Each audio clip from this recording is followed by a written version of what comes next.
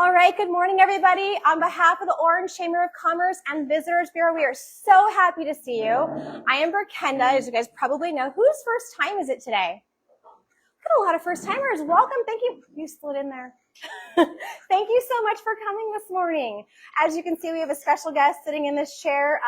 Our guest is here for you, so don't forget, if there's any questions you might have, feel free by raising a hand and we'll go ahead and get your question answered. We do have a hard stop-ish at around 9 o'clock. I'll usually stop a few minutes prior just for announcements, things like that, and give you guys a chance to talk with our guest after the meeting. Before we get started, I want to do a couple of introductions. I saw a couple of people sneak in.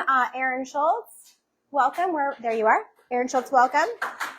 Our Economic Development Manager. And also Garrett Smith, City Treasurer. Welcome, Garrett. Adrian, our Duke of Orange, is here this morning. All right, and with that, let's get right to it. I am so pleased to have you here, Sean, this morning. Our special guest, if you guys don't know it, is our Orange City Fire Chief, Sean deMetropolis. Let's give him a warm welcome. Thank you. This is Sean's third time in this hot seat. We did once by Zoom, once, I think, at live. Haven, live, and then now here at Orange Cafe, which the breakfast here is amazing. How are you guys enjoying the breakfast? So good. But as Sean knows, I do like to start with your bio. I'll read it. I'm not going to read it too fast, but it's short and sweet. Just for those of you those people who don't know him yet, don't know you yet, new to the city, new to business. All right. So Sean deMetropolis began his career as a firefighter in November 1995 and transitioned to the role of firefighter paramedic midway through his probationary period. He achieved the rank of fire captain in 2008, advanced to battalion chief in August 2015, as appointed fire chief in October 2020. Throughout his tenure with the fire department, Sean has demonstrated significant leadership and commitment. He has managed Explorer Post 547, led 5 probationary firefighter academies, and actively participated in the urban search and rescue team. His contributions include serving on the training company and being a member of FEMA Task Force 5, with notable deployment to Hurricane Katrina in 2005 for a 20-day mission. Additionally, he has chaired the Research and Development Committee for 13 years, overseeing advancements in equipment and protective gear. A Long Beach native, Sean continues to live in the city with his wife, Janice, and their 3 daughters, Madison, Morgan, and Reagan. He earned an Associate Degree of Science in Fire Technology from Long Beach City College and a Bachelor of Science in Occupational Studies from the California State University, Long Beach. His accolades include the Medal of Valor in 2003 for heroic rescue and being named Firefighter of the Year in 2005. Sean, thank you again for coming today. So many things. Thank you again for joining us today. Pleasure. We're so happy to have you. I like to say it's a beautiful day in Orange. It's always a beautiful day in Orange, but it's a little gray today. So I don't know how that... Take it. We'll just take it. It's a gray day. So to jump right in there, let's talk about fires. Specifically, I think our most significant of the year that I know of locally is the Palisades and Eaton fires. So what can you share with us about those fires and the involvement of our local city fire department? Sure. Well, good morning, everyone. Thank you for having me. It's always an honor to come and see most of you. I see most of you at all different events, so it's always good to catch up. But obviously, the devastating events of January of this year are something that's kind of affected almost all cities throughout the state, if not nationally. An anomaly fire, though, the Palisades and the Eaton fire, obviously it was something that we had pre-planned and pre-deployed for, but it was something that kind of caught us by storm. Most of the time, these Santa Ana wind events that we have in the state normally go from September through December, but this year, obviously, it came up in January. And obviously, the event was something significant that we haven't seen really before at that speed, 90 to 100 miles an hour with winds clocked over 100 miles an hour in different areas of the state. But I think the big impact, obviously, that we all know of is just the damage in Altadena and in the Palisades with, over 10,000 homes lost. Concerns have always been something that they've asked, of our fire department on what what the history is with our fires, and then also what the potential is. And just so you know, I mean, a fire to that magnitude with winds of that speed is something that we wouldn't be able to stop in our city. We've had fires throughout my career. 2008, the freeway complex that worked through Yorba Linda, Anaheim Hills, into Orange, and then basically stopped in our backyard. But then also the 2017 Canyon 1 and Canyon 2 fires with Santa Ana winds. Both those fires were wind-driven. A lot of the fires that we get that we actually have devastation are wind-driven fires. So it's something that we really take a lot of pride in planning for and trying to pre-deploy. The state, or through OES, we've been graciously given the opportunity of $25 million annually to pre-position apparatus. So for fires like the Eaton and the Palisades, there were pre-positioned apparatus and strike teams all throughout the state. But unlike any prediction can give us, we don't know where these fires are going to end up. But we can at least kind of pre-plan and pre-deploy. So a pre-deployment is a strike team. A strike team is 5 engine companies with 4 people per company and 2 leaders.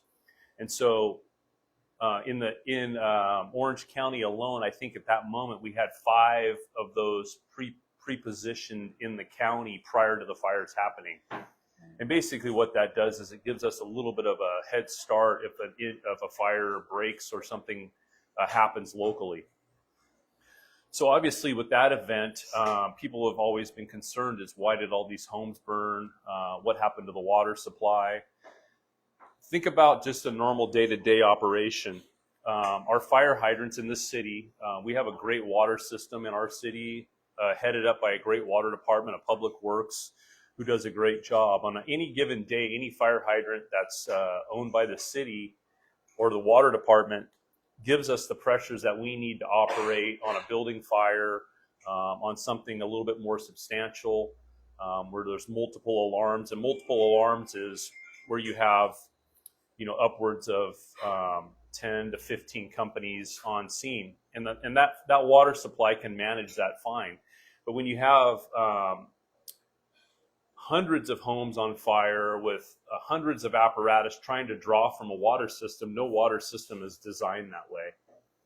And so that's been a major critique of the LAFD is, there was no water, the DWP, there was no water, where any system is going to be taxed and overworked. So can that happen in our city? Absolutely. Would that happen if we had winds of that substantial? Absolutely.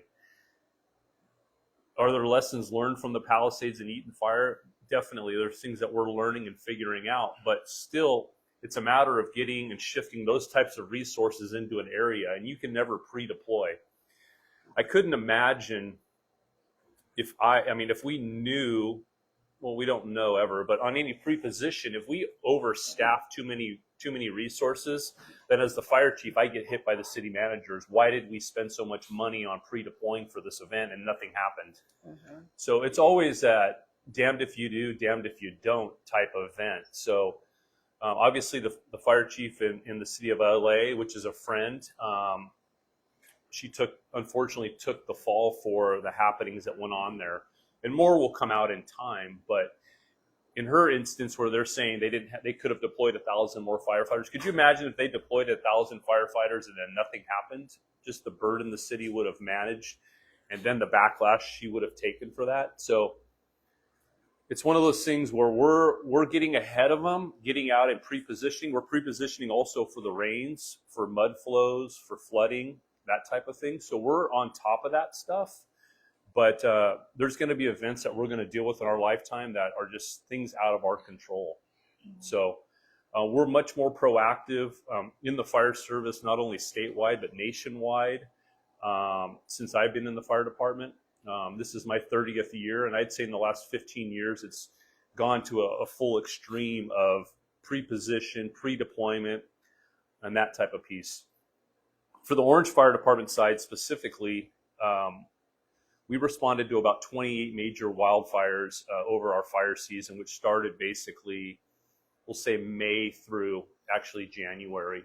So 25 major fires, and most of those fires that we're going to are up north in the northern part of the state, in lengths of 14 to a month long normally. So we're sending, up to 15 to 20 personnel to those fires at a time, and sustaining and also helping that area.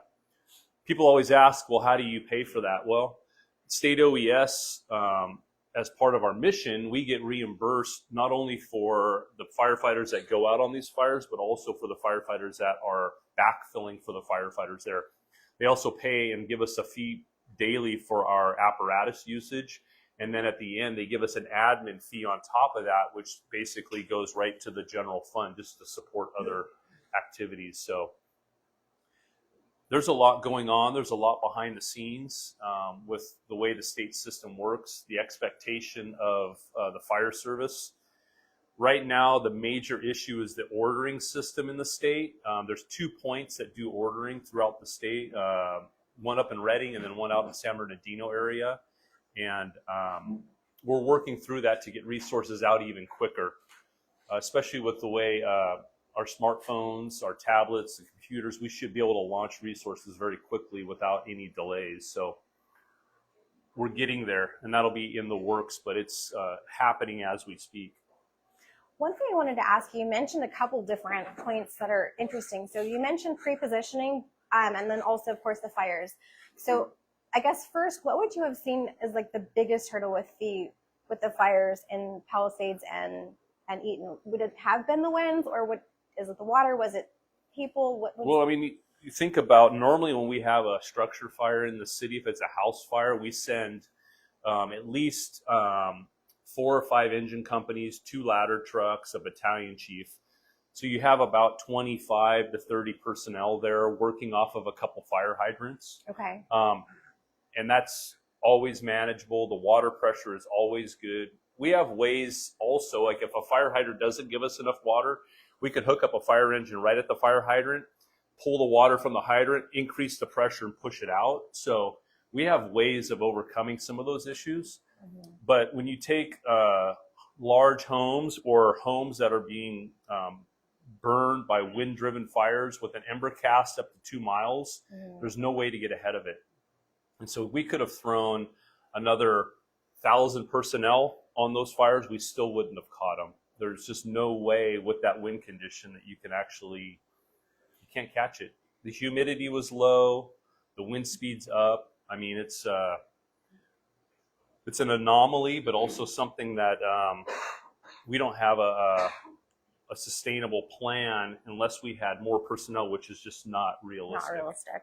Yeah. And you also mentioned the pre-positioning. If we can dive into what that looks like for the Orange City Fire, but like how does that reflect on like all of the fires? So we do pre-positioning for everything in all agencies, or how does that work? So the pre-positioning, like I said, the state gives us $25 million to pre-position apparatus. And so what they do is, we'll take for the wind, for instance, they'll run the meteorologist will run specific they'll run specific tests basically to see, is the wind going to be at a certain speed? Is the humidity going to be low? Is the temperature going to be high? What areas are going to be impacted by maybe this wind event in the southern part of the state or the northern part of the state? What they do at that point is OES gives us monies once we meet that criteria to go ahead and launch resources, and they pre-position them in different areas of the county. So we're in Region 1. We have 8 fire departments in our 11 fire departments in our county alone. Okay. But we'll go ahead and pre-position probably anywhere from 10 fire companies to 15 or 20 fire companies. The OCFA will put helicopters on standby, dozers, and other things. So we normally can jump on these fires pretty quickly. The main goal on any fire is to keep it from 10 acres or less. So if we can get there and put the fire out where it's 10 acres or less, it's been a mission accomplished. And then also, fortunately in our county, we have so many great helicopter options. The county has, I believe, 5 or 6 helicopters. Edison has a contract that provides a helicopter. Nice. We had a fire last summer out on the east end. It was only about 5 acres, but we had about 7 or 8 helicopters on it that do the work. The other problem with the Eaton fire and the Palisades fire, they couldn't fly because of the wind speeds. Mm-hmm. So we're crippled when the aircraft can't be up because they're painting lines with the Phos-Chek, that big red stuff that you guys see. Mm-hmm. They're painting lines on the perimeters and preventing it from going to a certain distance. But when you can't fly, that really hampers everybody's efforts. Okay. The winds were just insane. Mm-hmm. I was out of town at that time, and all I could see was this crazy wind. I'm like, that can't be happening. And I'm like, that is real. It was just terrible. It is. One thing I wanted to ask you, and I heard you mention this at Rotary several weeks ago, is fire season. It's a question we often get asked, is like, when is fire season? How is fire season going? What I heard you say was that fire season is now like the entire year. So tell us about that and how that's affected how you were able to manage everything. Yeah, I mean, obviously, like I said, when my career started, I mean, and whatever your perspective may be with climate change, I think temperatures are higher, hotter, longer. What really affects us also is when we have a great couple of years of rain, that's great and all, but what it does is it increases the vegetation growth. Okay. So there's a no win for us in the wildland. We might have a slow year because the rain, the fuel content or the fuel moisture levels are really high, so stuff won't burn. But then you go a couple of years later, and now you got this huge amount of growth everywhere and fuel to burn. Repeat, what was your question? I apologize. I kind of went off on down a different path. Fire season. Yes. So when I got hired in the fire department, we would go out maybe once or twice on strike teams a year. And then over the years, probably since around 2008-ish, we started seeing fire season increasing. We would keep it normally July through October because September, October, we would normally see the Santa Ana winds. Right. But I was on the Thomas fire over Christmas a few years ago. Right. And that went from like one of the first couple of days, I went home on the 18th of December, but I mean, just crazy times that we're seeing. And this is in January, but also we would have had a different outcome had we had rain. That wouldn't have burned. It wouldn't have been the same result. Right. But our biggest concern in Southern California, or at least in this county, is the Santa Ana winds. When we have Santa Ana wind conditions, we're on high alert. And it just takes one little issue to get things going. The freeway complex was caused by a catalytic converter off the 71 and the 91 freeway that burned all the way through. So the Canyon 1 fire was, from a fire, or the Canyon 2 fire was from a fire weeks prior that happened. The Palisades, they're saying, was they had a fire there a week earlier from fireworks, and they believe that wind, 90-mile-an-hour wind, stirred up something. So that's still to be determined, but that's their kind of expectation on that fire. Okay. As far as people here, what can residents do, I guess, to help you all, residents and business, help you all do to help mitigate these issues as things are happening? What you're saying is, oftentimes you can have all the people in the world, out there with you guys, and it may or may not help based on winds and all the different factors. But what can people do here to maybe help you all out during the year or at that time? Yeah, I think obviously for those that live out in the interface, obviously your distances that are required per the fire code to keep brush clearance. Think about the things that you're putting up against your home. Normally when we go out, we call it like, if we go out to an area where the fire is potentially going to come, we go out and go through the home. We move things away from the house. We take down decorative things. We'll cut down things, unfortunately, if we need to get that stuff cleared away. Right. Fortunately, in our city alone, our weed abatement and mitigation pieces is pretty strict. So you're having to conform to those pieces and we kind of keep you accountable to that stuff. The associations also do a pretty good job in some of the areas to really keep that vegetation growth down. I'll be honest with you, on the Canyon or on the freeway complex fire, when we had homes burned in Anaheim Hills, and that's where I was placed at that moment, we were taught that, stucco houses, tile roofs, enclosed eaves weren't going to burn, and that's not the case. I think normally on a mild Santa Ana with a fire, you're going to be okay with that, but when you have sustained winds, exceed over 50 miles an hour, you're going to deal with those issues. So it's what you can do as a homeowner is just your responsibility, is being responsible to take care of the things that you have around your home as best you can. Obviously, when we go out of our city into some of the canyons and things, those homes are in places that aren't mitigated as well, and then will cause problems. So, okay. Do we think the Ready, Set, Go will help? Will that help a little bit? The or Ready, no? Set, Go, Or which is that if you separate? no Ready, Set, Go. Obviously, if you guys go to our website, www.orangecityfire.org, we have the Ready, Set, Go in there. We have an evacuation plan that's been in place there since the freeway complex, not the freeway. Yeah, maybe it was the freeway, but I know for sure the Canyon 2 fires. PD manages the evacuation. Fire doesn't do evacuation. So PD comes in, we're giving them direction on locations that we want mitigated or evacuated, whether it's a mandatory or it's just an evacuation order. On our website, if you go in, you can locate, if you do live on the east side of the city, you can locate what evacuation zone you're in. And through social media, through the PD site, through the PIO in the city, through the EOC, you're going to get launched information more than you're going to want, which is going to tell you this area is up for evacuation, this is mandatory evacuation. And it's your responsibility as a homeowner to know what area you're in and evacuate. I was just having a conversation prior. People are concerned with the routes. I get it. We can't put new roads in to accommodate evacuation areas, but you as a resident can be responsible enough to know that, okay, well, if this way is busy, I have this way and this way to go. On the Canyon 2 fire, when it started around 9:15 in the morning, school was in session at Anaheim Hills Elementary. The fire came over at Roberts Roost. We were up there, and Serrano was a nightmare. We can put evacuation routes in place all day long. On the evacuation routes, it also shows you the arrows and which way you're supposed to travel on those roads. But if people decide not to do that, I can't help you.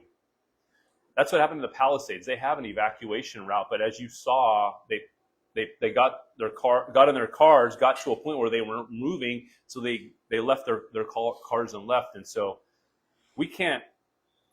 People's heads lop off when things are going wacky. And you got to do your best to maintain that and not push it to the end. I mean, obviously, when these fires erupt and you're in that first space that's being impacted, I understand that. But when you are outside the immediate evacuation area, you need to come up with a plan to be able to get yourself out and do it in a timely manner. Right. And think about the things you guys have, and when I think about the things I own, there's probably only about a box load of stuff that I really care about that I need to take out of my home anymore. With your computers, if you have cash, if you have jewelry, that type of thing. So if you do live in those spaces, you got to have a plan and put it into action and at least think about those things and not be ignorant to what's going to happen at that moment, because you will be impacted. The east end of the city will be impacted at some point again. It's just a matter of time. And as far as alerts, do you think that, what's the best way, I guess, to follow up? Would you say like Alert OC? Would the social media be the best way? Where can people find the most up-to-date, or where should they expect to find the most up-to-date information? Well, I think during an activity. I can't speak specifically for Alert OC. Okay. But I do know that they launch a lot of good material. I know our social media. You guys have great social media. We have great social media, as does the PD and the city PIO. So information is going out. She does our social media on Instagram, and we have another person that does the social media on Facebook, and then also a few of the other media outlets. But if you know and you follow us, you're getting updates days before, whether it's hot weather or rainy weather, or hey, think about sandbags. Let's do this before the rain comes. This is the event coming up. We have a red flag warning. So you guys are getting that information early. For sure. And as the events occur, they're launching it often. And then between the EOC, we have a new emergency manager in the city that's been with us for about 6 months, who's really doing a great job, proactive approach to pushing that stuff out. So I don't have a doubt that you're not going to get notified on that those links. And then also too, it's like we share what the OCFA posts, they share what we post, as does Anaheim. So it's almost overwhelming on the amount of information you get. And then so many of you follow Pulse Point, some of you follow Watch Duty. I mean, these are all apps that are giving you alerts, almost to a point where like the public needs to just not be so nosy with it, because they're always questioning on these blogs about what happened here and why there's so many police cars. So I had to turn off the notifications on my watch. Is it Watch Duty? I had to turn it off. Yeah. I was like, I am not near that area. I need to just I don't need to know the play-by-play, but sometimes you get sucked in. You do. Sorry, Andrew. I was last night liking all the posts, and hopefully the notifications were off. I was like, oh, that's great. That's great. It's like liking everything on the page last night. Well, the Watch Duty, if you don't have Watch Duty, it's an app that you can pick specific I would say counties or areas that notify you of wildfire if there's a fire out in a specific area. Yeah. And it when it's fire season, it's overwhelming. You're going to get bombarded with it, but it really does give you a lot of good information. It does.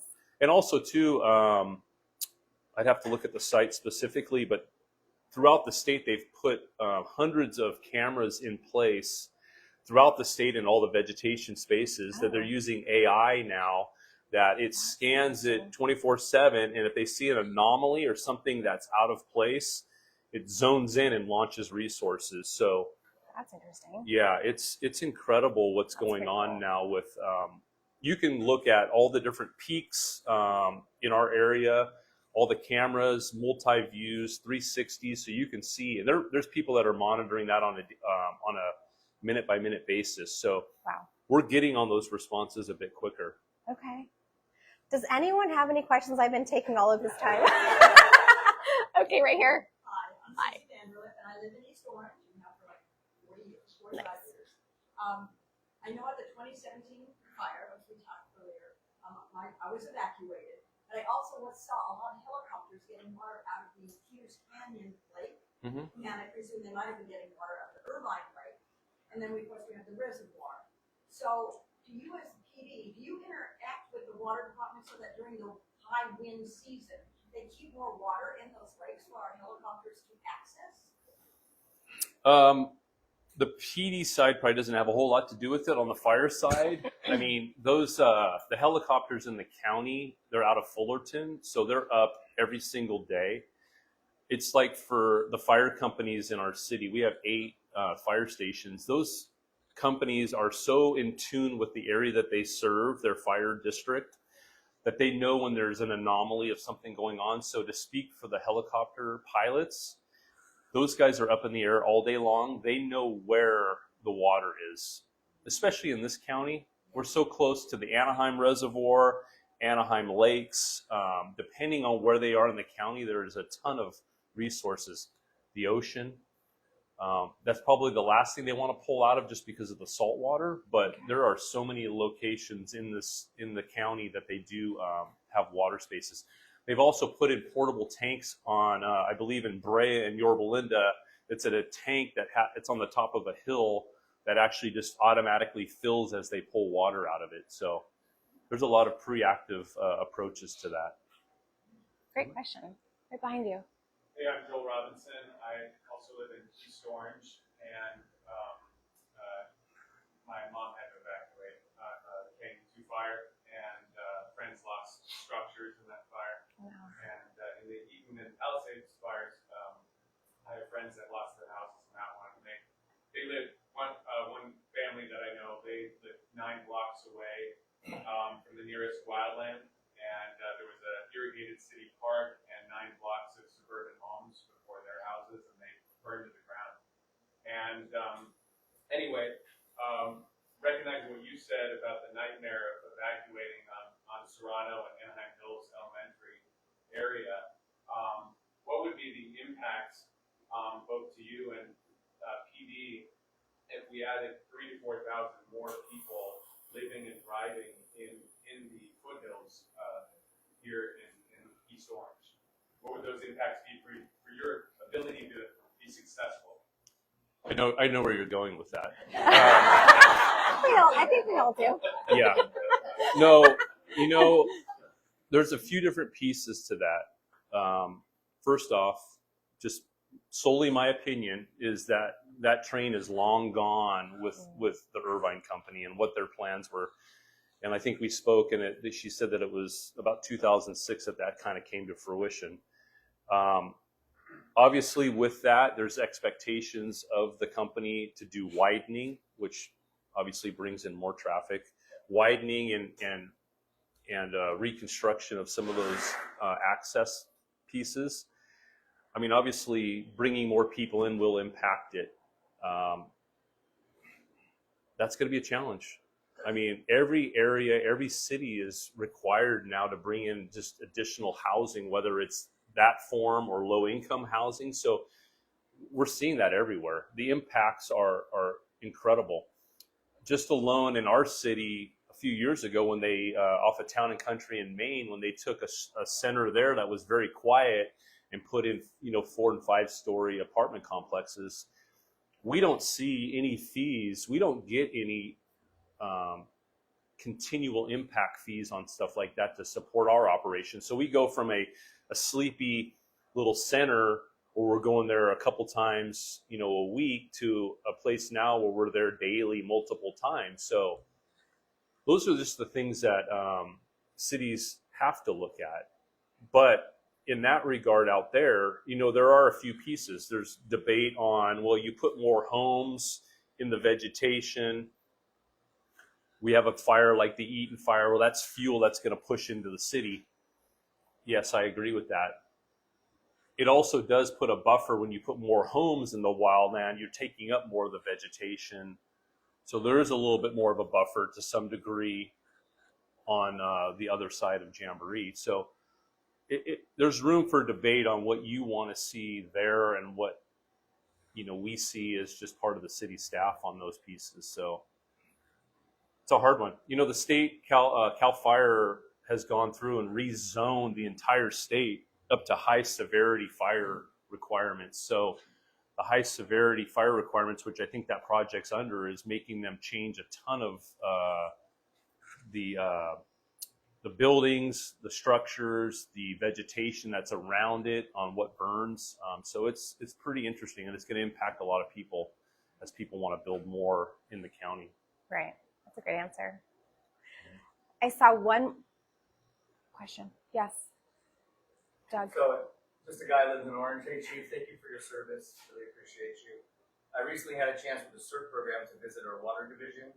That's Jose Diaz and his crew. Outstanding department to have over there. So what are some advantages that you think you have as the chief, as an Orange Fire Department, to have our own, not necessarily privatized water, but having our own water division, which is very special to our city. If you haven't seen it, it's a remarkable operation they have going over there. So what does that open up for you as far as opportunities to protect our city? Well, I think one thing I can say is that obviously the accountability of consistent water when we need it.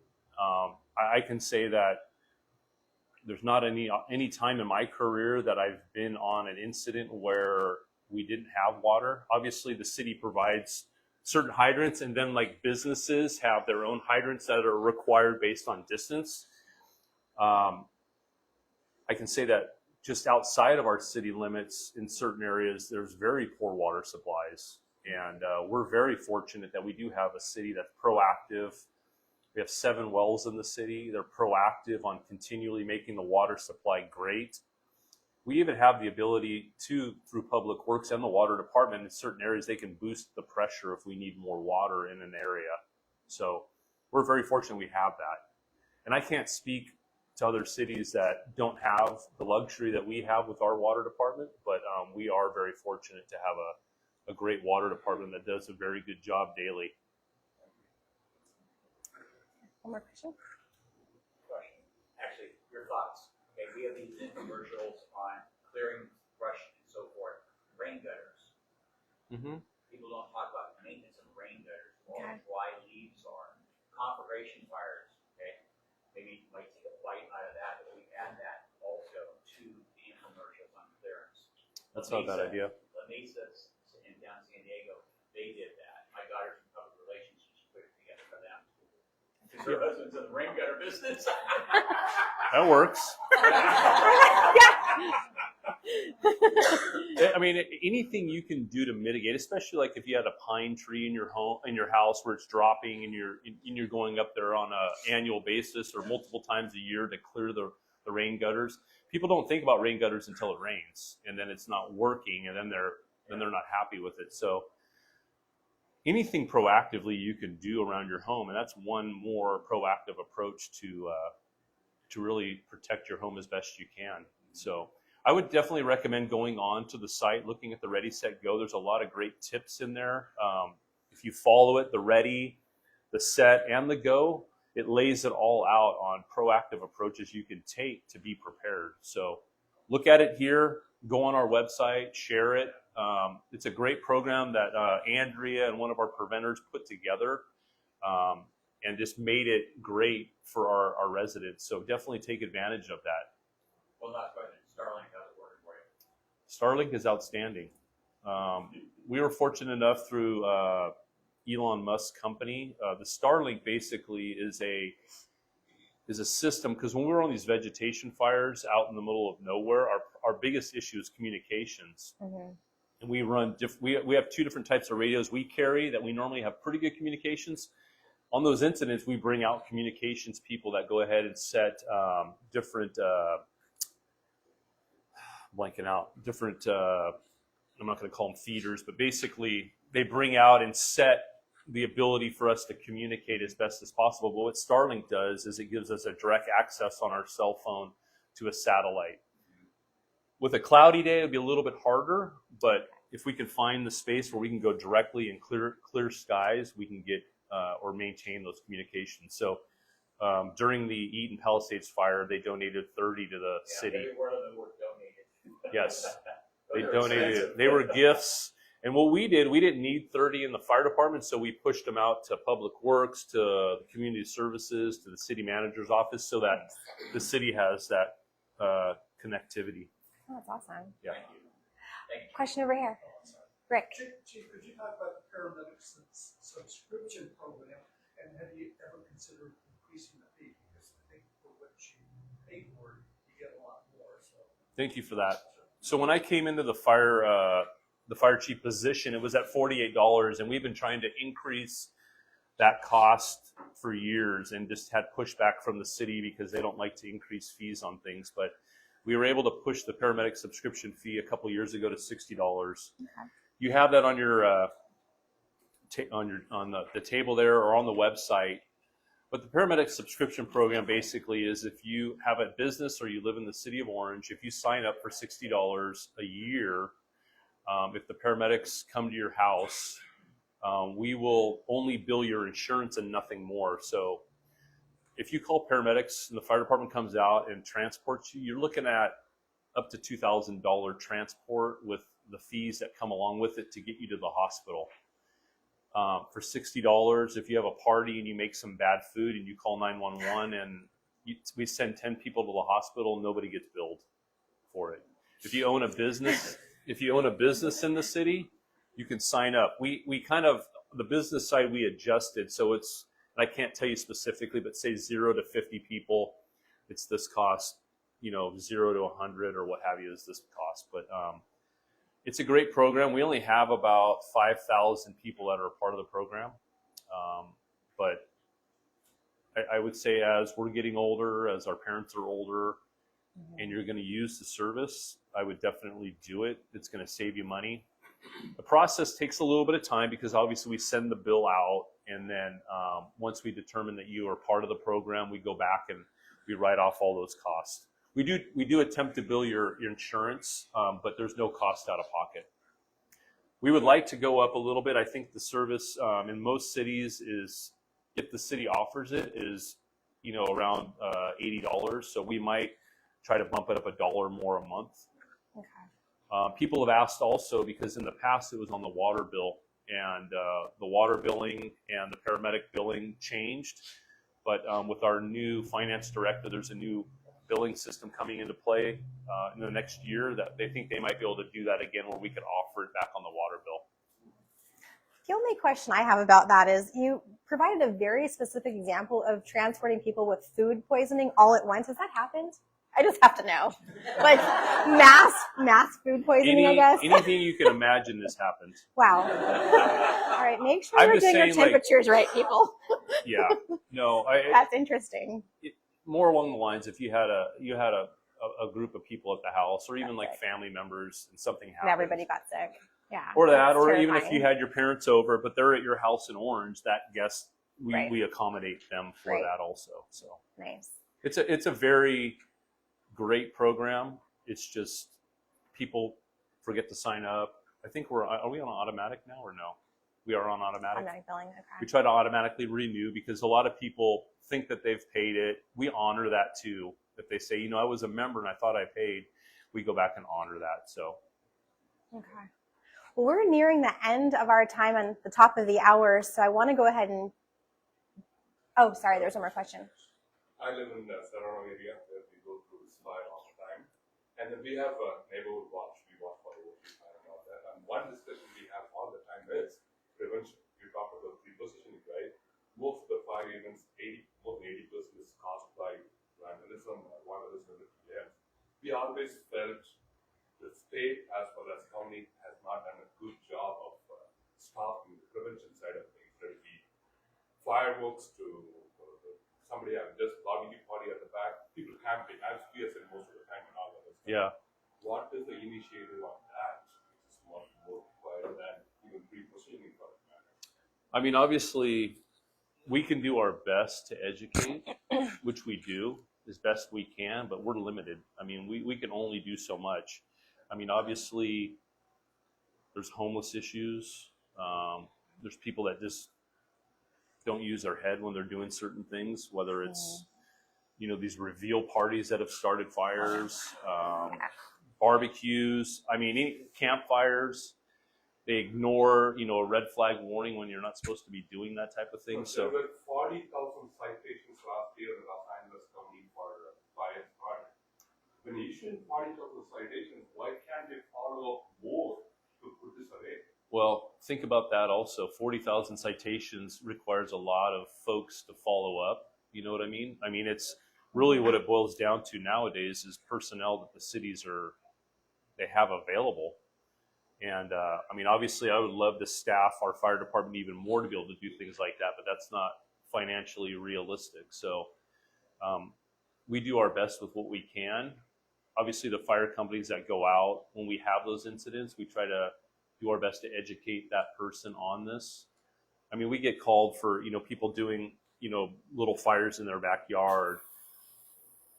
Technically you're supposed to have a cover, a spark arrestor cover on top of something like that. So we try to educate people on those things. But a lot of the fires that do start, the nuisance fires, are homeless things, and then those things become bigger and bigger. So we do our best with what we can, but we're limited with our personnel, as is PD.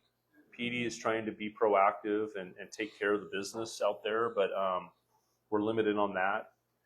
The city side too is we're having a lot of police officers leave just because pay is better in other cities. So unfortunately, some of the younger groups coming into these cities don't take the buy-in for the 30-year career. They're like, I'm going to go where the money is. Right. So we're working on that. The council's working on that, but that's something that it's always an uphill battle. So. Well, we're past time. I'm sorry, Rachel. Do you have time? Okay. He has time. If you have time. I have time. Chief, I was just going to say, here in the city of Orange, we have a lot of small businesses, big businesses, folks that are really generous. And when you and your stations go out to respond, they want to bring donations and food and support you all and show that we are with you and we support you. And so I don't know if that ever becomes overwhelming, or if you have any thoughts or guidelines for the business community that want to show up and support Orange Fire.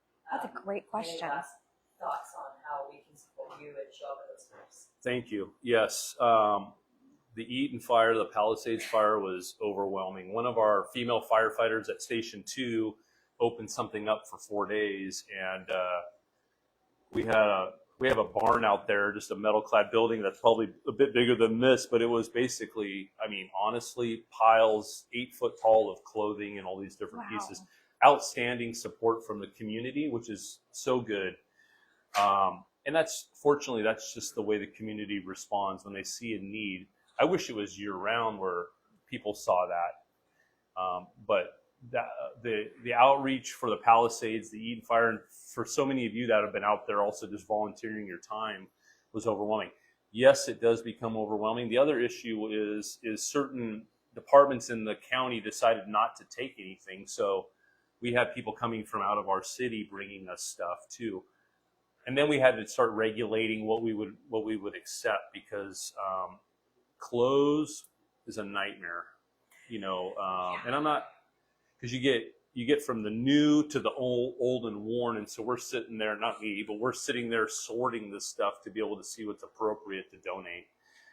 Fortunately now, we have a fire foundation, which is kind of getting off the ground, as does the PD, which what we're doing is we're taking donations monetarily now, and then as LA has the need, we just send the money to those few groups that are doing good work up there. So thank you. That's a great question. Yeah, thank you, Rachel. All right, so before I let you go, I have some announcements, if you don't mind. Let's do it. We so appreciate you. And I know that I had asked Andrea ahead of time about the annual report. I know that's forthcoming. So are you going to present that at City Council so people can look forward to that? Or how will that work? PD does a very good crime report. Okay.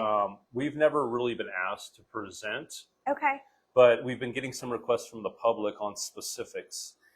And fire is very different from PD in the sense that, they can list out burglaries and armed burglaries and car thefts and all those different things, where we respond to traffic accidents and medical emergencies and fires and wildland fires. So the breakdown, unless somebody is really specific, we've had a few residents that are like, give us more. And it's like, okay, but what do you want? Because when we look at our medical, the medical responses, there's probably a few hundred different types of medical responses we respond on. Got it. So we do an annual report that's posted on our website every year. It comes out around the end of first quarter, which will give you all that information. Okay. But I can anticipate possibly we might be doing a presentation Perfect. for that. So Okay, we'll keep our eyes out for that. Well, thank you so much. So before I let you go, a couple of quick announcements, everyone. I know I keep saying we're gonna let him go. We can talk all day. I'm good. Okay, so a couple things we have. We have March Chamber Mixer at Lazy Dog. That's this week on Thursday night. Hope to see you all there. We have our business networking group on the 1st and 3rd Wednesdays. The next one is on the 2nd at Zito's. Ribbon cuttings, we have on the 17th, Moana New, on the 22nd, Encore Fitness. We have so many networking events now. So we have the 3rd, Women in Business, the 10th, Speed Networking, the 15th, Latinos in Business, but everybody. We have a foundation event. Who likes to play bingo? Anyone here like to play bingo? I like to play bingo. Yeah, so we've got bingo on the 9th at Green Chic. That is one of our foundation events. And then our next Eggs and Issues will be back here on the 22nd with Dr. Ken Miller from OUSD. So make sure and follow us on social. Follow Orange City Fire on social. Also, thank you so much, Orange Cafe Beach. And we have Ashley here today. Ashley, thank you for breakfast. One thing I also want to mention is there's a trip coming up. I did see on our chamber website, we have added chamber travels as part of our Visitors Bureau services. So look for that trip coming up next year. So go ahead and sign up for that now, get the information. Last thing, congratulations to Connie. Our very own Connie Chan is a woman of distinction. We already know this, but thank you. We appreciate you being recognized. And with that, we are going to say goodbye. Thank you so much. We'll see you next month. Good work. Thank you. Awesome. Always good to see you. You too.